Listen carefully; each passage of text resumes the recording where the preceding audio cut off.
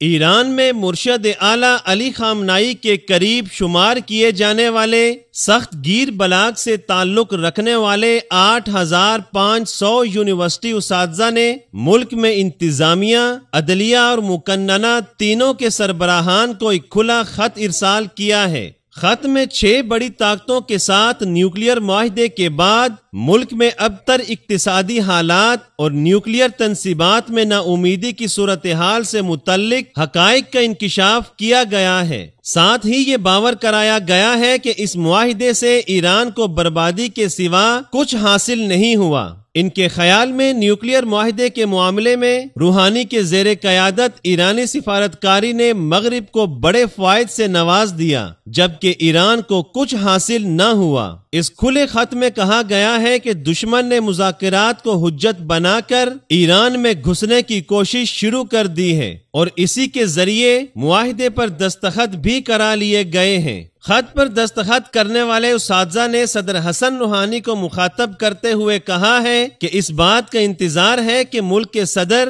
ایک بار ہی یہ بتا دیں کہ نیوکلیئر مذاکرات میں انہوں نے دشمن کو کیا فوائد پیش کیے ہیں۔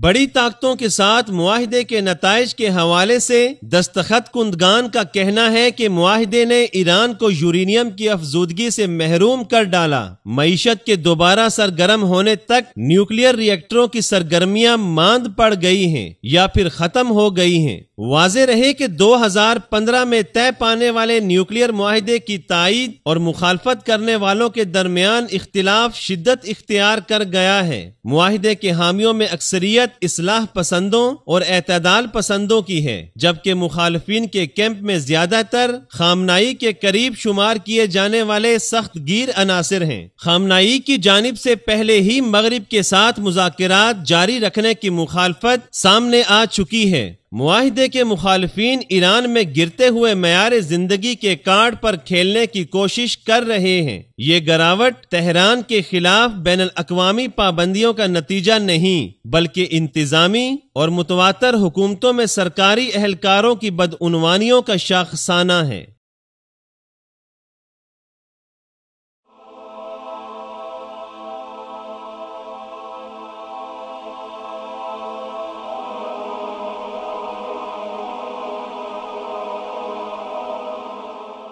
ایمان کی کرن، ہدایت کی شمع، رسالہ